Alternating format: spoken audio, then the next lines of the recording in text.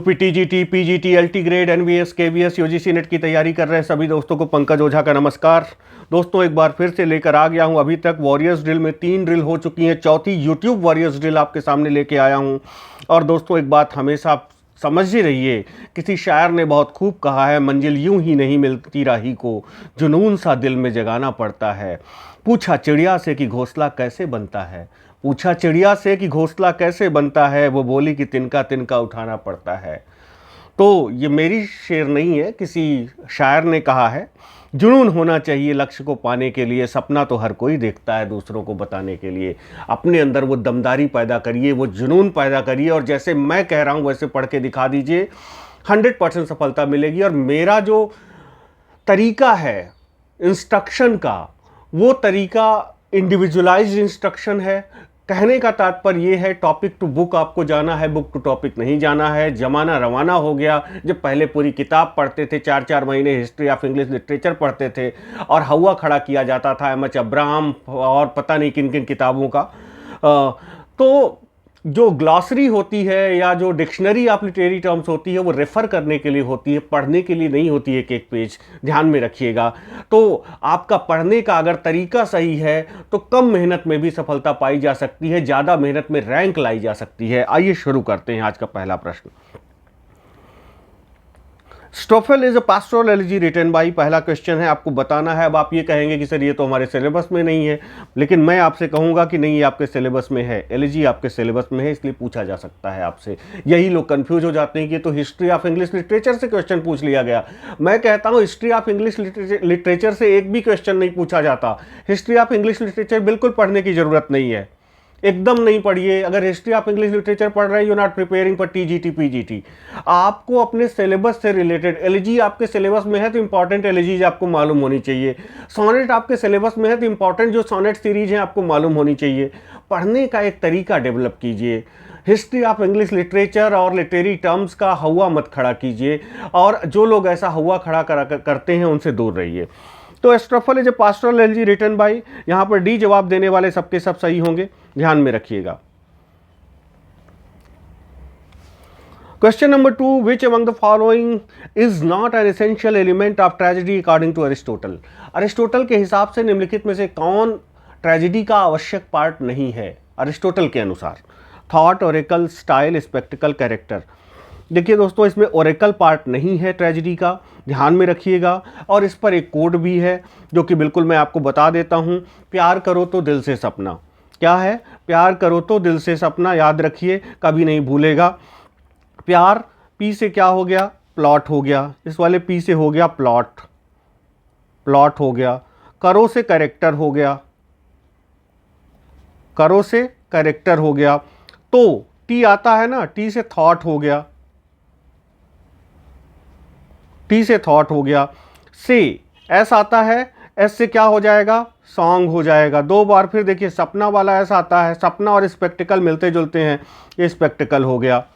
तो प्यार करो तो दिल से सपना, याद रखिए, जिसमें प्लॉट आ जाएगा, कैरेक्टर आ जाएगा, थॉट आ जाएगा, सॉन्ग आ जाएगा, स्पेक्टिकल आ जाएगा। ध्यान में रखिए, प्लॉट, कैरेक्टर, थॉट 3 हुए, डिक्शन, सॉन्ग, स्पेक्टिकल, ये 6 कॉन्स्टिट्यूएंट पार्ट हैं ट्रेजेडी के, जो कि अरिस्टोटल ने बताए हैं। इससे याद रहेगा। और एक और ट्रिक, इससे भी आसान ट्रिक हमने दे दी है ऐप पर, उसको आप देख लेंगे, ऐप पर अवेल करा दी जाएगी आपको वो, क्योंकि इस पर अक्सर भूल जाता है हमें, तो इस पर हमने 2 ट्रिक डेवलप की है। एक हमने यूट्यूब पर दे दी है, एक हम इससे भी आसान है उसे ऐप पर देंगे।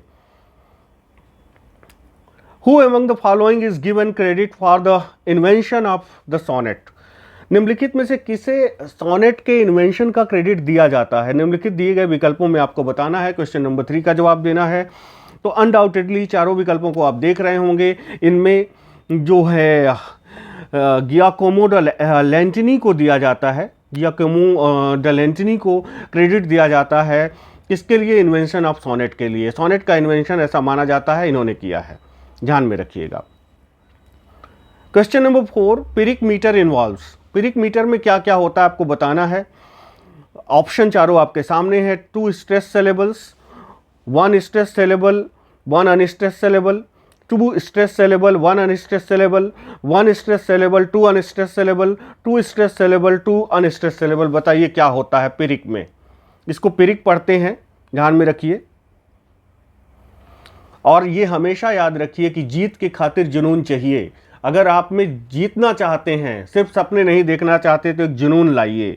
ओके, एक उबाल होना चाहिए आपके अंदर, एक हौसला होना चाहिए आपके अंदर, कुछ भी हासिल किया जा सकता है। बहुत लोग कहते हैं कि हम हाउसवाइफ हैं, हम वर्किंग हैं, हम कैसे कर सकते हैं। एकदम किया जा सकता है। मेरे पास ऐसे ऐसे एग्जाम्पल हैं जिन्होंने बिल्कुल अच्छी रैंक लाई है, हाउसवाइफ्स हैं, वर्किंग लेडीज़ हैं। क्वेश्चन नंबर 4 का सही आंसर अगर हम बात करें तो यहाँ ए जवाब देने वाले सबके सब सही हैं। पिरिक में 2 स्ट्रेस सिलेबल्स होते हैं, ध्यान में रखिएगा। और इसकी भी ट्रिक आपको दी जा चुकी है ऐप पर। जितने भी मीटर फॉर्म्स हैं, जितने भी, चाहे वो ये आयम्बिक हो, ट्रॉकी हो, स्पॉन्डी हो, एम्फीब्रा हो, सब पर ट्रिक दी जा चुकी है। ये ऐसी ट्रिक दी गई है कि आपको जिंदगी में कभी नहीं भूलेगा, कभी गलत नहीं होगा आपका। All's well that ends well, Measure for Measure and Troilus and Cressida are considered as comedies because of happy ending, but in tone tragedy is also visible. 3 plays falls in the group of। इस पर trick हमने आपको दी है और उसी से related question पूछा है। ये All's well that ends well, Measure for Measure, Troilus and Cressida, इनको प्रॉब्लम प्ले भी कहा जाता है, डार्क कॉमेडीज भी कहा जाता है, और क्या कहा जाता है आप बताइए, जवाब दीजिए। इन्हें सॉम्बर प्लेज भी कहा जाता है। तो यहाँ पर सी और डी दोनों सही हो जाएंगे, ध्यान में रखना है। यहाँ पर सी और डी दोनों सही हो जाएंगे। ये जो सॉम्बर प्लेज की कैटेगरी में आएंगे और प्रॉब्लम प्लेज की कैटेगरी में आएंगे। अगर डार्क कॉमेडी कहीं लिखा हुआ है तो यही तीनों डार्क कॉमेडी में भी आते हैं, कंफ्यूज नहीं होइएगा। Troy did not measure the problem well, पहले ही आपको दी गई है ट्रिक, तो इसमें ज़्यादा एलॉबरेट करने की जरूरत नहीं है। ट्रॉय से ट्रायलस एंड क्रेसिडा हो गया, okay.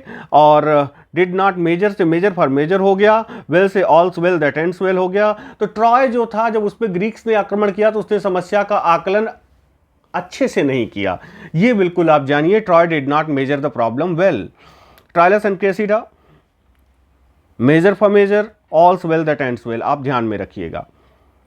The source of all's well that ends well is, अब देखिए all's well that ends well का सोर्स क्या है।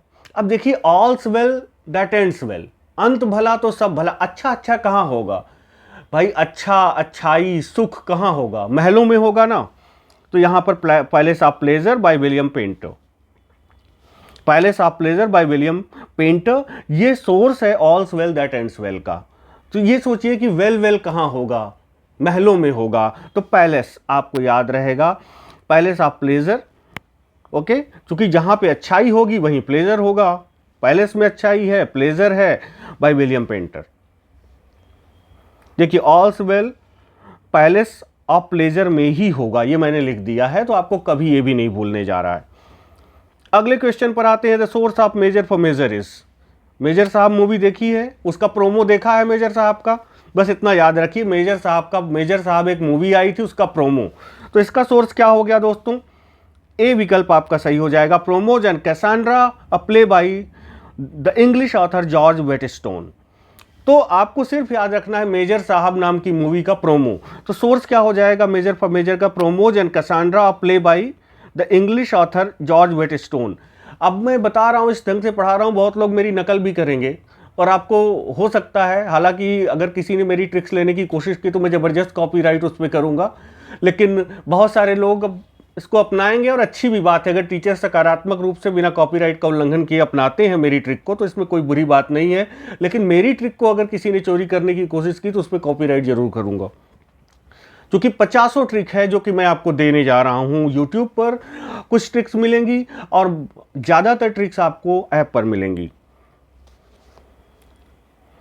मेजर साहब मूवी का प्रोमो, ये ध्यान रखिए, मेजर फॉर मेजर के सोर्स के लिए। Shakespeare's Roman plays are based on, Shakespeare के जो रोमन प्ले हैं वो किस में बेस्ड हैं आपको बताना है। क्वेश्चन नंबर 8 का जवाब देना है। तो ध्यान रखिए, North's translation of Plutarch's Lives, ये सोर्स है रोमन प्लेज का। शेक्सपियर के सभी रोमन प्लेज का सोर्स यही है।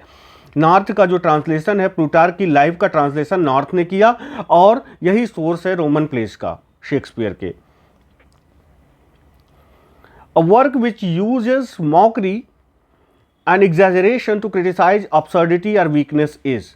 अब देखिए, एक वर्क होता है, ये मॉकरी को यूज करता है, किसी चीज की हंसी उड़ाता है या किसी चीज को बहुत एग्जैजरेट करके दिखाता है, किसी चीज, किसी कमजोरी या किसी मूर्खता की हंसी उड़ाता है या उसको एग्जैजरेट करता है। ये क्या चीज है? एक वर्क है, एक रचना है जो कि क्या करती है? मॉकरी करती है, एग्जैजरेशन करती है किसी चीज की, किसी युग की, किसी चीज की, किसी व्यक्ति की मूर्खता का ये उपहास उड़ाती है, या उसकी कमजोरियों का उपहास उड़ाती है, या उसको एग्जैजरेट करती है। आपको बताना है, क्वेश्चन नंबर 9 का जवाब देना है। यहां सी जवाब देने वाले सबके सब सही होंगे। एंड आई वुड अगेन से मोस्ट इंपॉर्टेंट क्वेश्चन है, सटायर बार बार पूछा गया है। It is a device used in poetry of the oral tradition, especially English and Scottish ballads, in which a line is repeated in the changed context or with minor changes in the repeated part. अब आपको बताना है, answer देना है किसकी हम बात कर रहे हैं। फिर से देखिए, ध्यान से क्वेश्चन को पढ़िए। It is a device used in poetry of the oral tradition. Oral tradition की जो मौखिक जो कविताएं हैं उनमें यूज हुई ये डिवाइस, पहली चीज। Specially English and Scottish ballets, खासकर जो अंग्रेजी के और स्कॉटलैंड के बैलेट्स थे उनमें यूज किया गया इस डिवाइस को।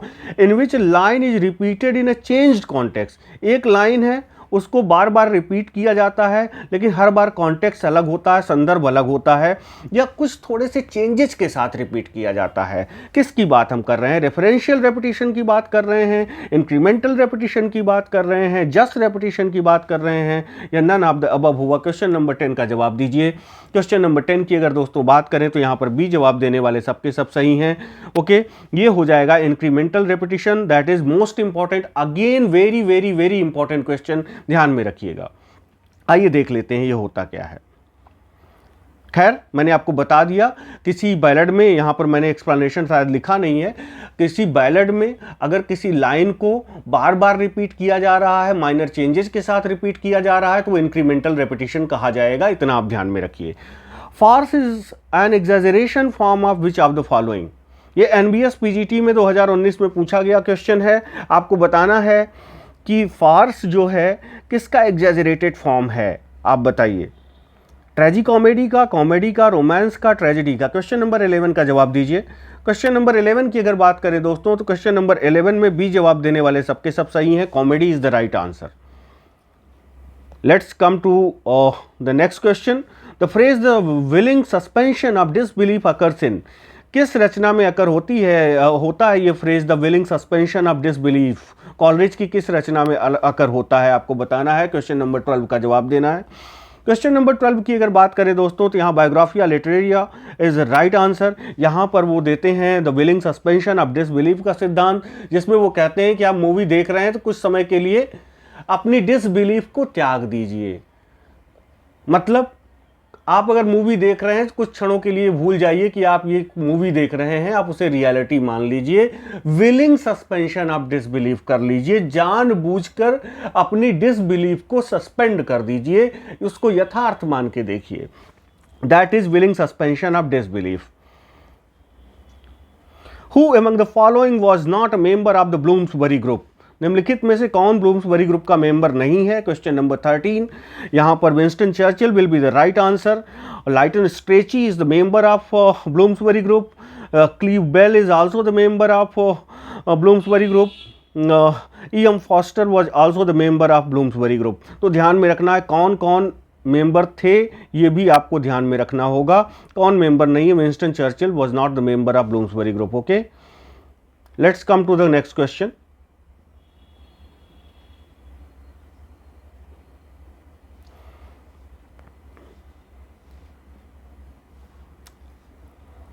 Question number 14, a Shakespearean sonnet has the following rhyme scheme. Shakespearean sonnet की राइमिंग स्कीम आपको बतानी है, कुछ नहीं है इसमें, बहुत आसान है, वेरी इजी वन। सीधे सीधे आप लिख दीजिए, देखिए A B C D E F G हो गया ये। अब देखिए A B का आप स्क्वायर कर दीजिए, CD का स्क्वायर कर दीजिए, EF का स्क्वायर कर दीजिए, अकेला बचा जी का स्क्वायर कर दीजिए। AB CD EF GG किस में है आप देख लीजिए। क्वेश्चन नंबर 14, क्वेश्चन नंबर 14 के सी पार्ट में हम यही पैटर्न पाएंगे, AB CD EF GG। तो AB का होल स्क्वायर, CD का होल स्क्वायर, EF का होल स्क्वायर, G का होल स्क्वायर।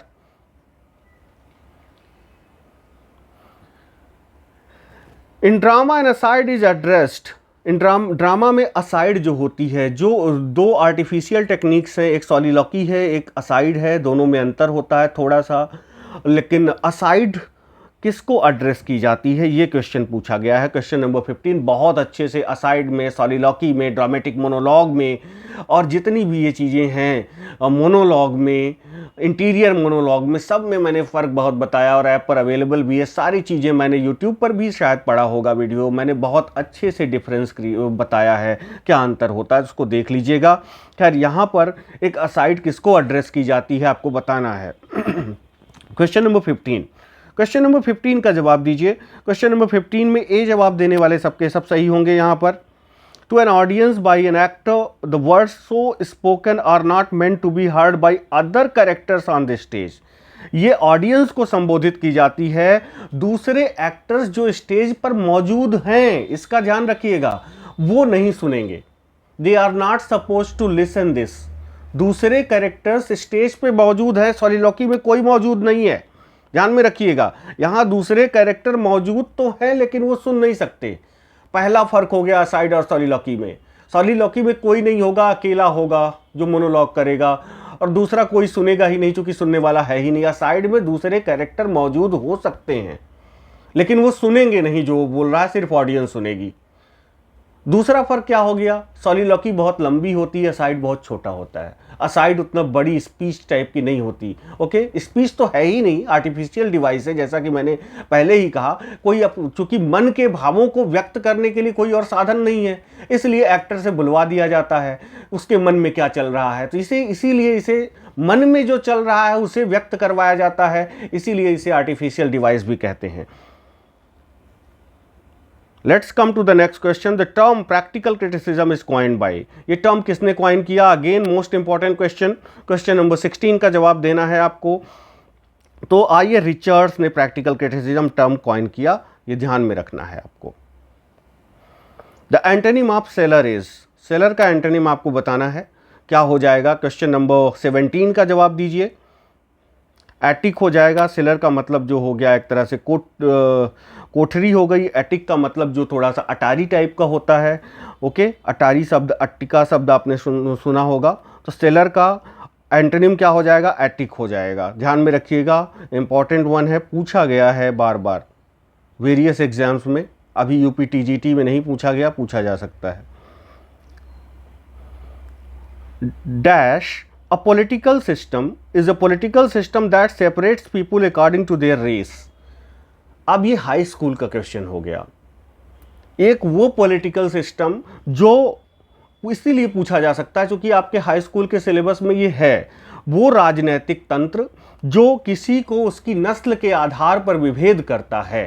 ऐसा कोई अगर पॉलिटिकल सिस्टम है जहां पर लोगों से भेदभाव किया जाता है उनकी रेस के आधार पर, जैसे नॉर्थ इंडियन कोई आ गया तो हम उसको चाइनीज बोल देते हैं, ये गलत है। वो इंडियन है, उसकी रेस के आधार पर उसके साथ भेदभाव नहीं करना चाहिए। तो रेस के आधार पर अगर किसी की नस्ल अलग है, उस आधार पर चाइनीज की नस्ल अलग है, इंडियंस की नस्ल अलग है, इंडिया में कई नस्ल के लोग पाए जाते हैं, अफ्रीकन की नस्ल अलग है। नस्ल के आधार पर जो नस्लीय भेदभाव होता है जिस तंत्र में, उसे क्या कहते हैं? क्वेश्चन नंबर 18 का जवाब देना है कि अपार्थाइड हो जाएगा। ओके, अफ्रीका में बड़े बड़े आंदोलन हुए अपार्थाइड के खिलाफ, तो इसे क्या कहा जाएगा? Apartheid. A is the right answer. Most important है, ध्यान रखिएगा, चूंकि हाई स्कूल के सिलेबस में है, टीजीटी में पूछा जा सकता है। Oh I am sorry, I should not have said that, I guess I really put my dash in my mouth. यहां पर क्या होगा? Put my foot in my mouth, put my hand in my mouth, put my elbow in my mouth, none of the above. Question number 19 का जवाब देना है। Question number 19 में जिन दोस्तों के जवाब ए आ रहे हैं वो बिल्कुल सही है। Okay, oh I am sorry, I should not have said that, I guess I really put my foot in my mouth. ये एक्सप्रेशन है। ओके,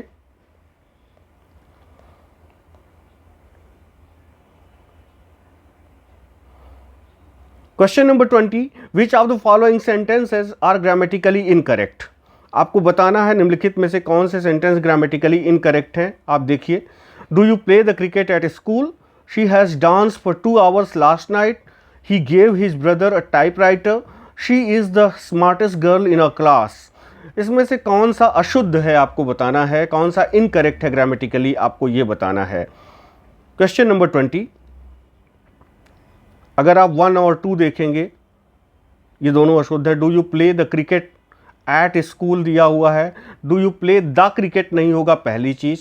ओके, ये ध्यान में रखिए, do you play cricket, the cricket नहीं, do you play cricket at school हो जाएगा। या दूसरी गलती यहाँ पर भी और है, do you play cricket in school generally बोला जाता है, ध्यान में रखिएगा, जनरली क्या बोला जाता है, इन स्कूल। तो यहाँ पर एक गलती ये भी है, एट दिया हुआ है, दूसरी गलती ये है, do you play cricket, not the cricket. Okay, the cricket नहीं होगा। तो पहले में ये गलती हो गई, दूसरे में क्या हो गया, सी हैज़ डांस, लास्ट नाइट है, लास्ट नाइट, यस्टरडे, ये सब होता है तो पास्ट इंडेफिनिट का यूज होता है, ना कि प्रेजेंट परफेक्ट का। तो ये दोनों सेंटेंस इस प्रकार गलत हैं, सेंटेंस 1 और 2। तो दोस्तों आज के ये 20 क्वेश्चंस थे जो आपके लिए वॉरियर्स की तरफ से ले आए गए थे। पंकज ओझा द्वारा क्वेश्चंस को बनाया वसुंधरा ओझा ने, और इसको आपके सामने मैंने रीड किया, और आई होप आपको समझ में आए होंगे। ट्रिक्स एंड कोड्स, बाकी चीज़ें, बहुत सारी चीज़ों के लिए आप ऐप पर आ सकते हैं, और बहुत सारे वीडियोज़ के लिए, लिटरेचर के वीडियो, ट्राउन सीरीज़ और या मॉक ड्रिल, जितनी भी चीज़ें हैं सबके लिए आप लिटरेचर पर ऐप पर आ सकते हैं, और आपका वहाँ पर भी स्वागत है। यूट्यूब पर हम आपका मार्गदर्शन करते रहेंगे, आपको अकेला नहीं छोड़ेंगे, इसका इत्मीनान रखिए। Thank you very much for watching this session. Thank you.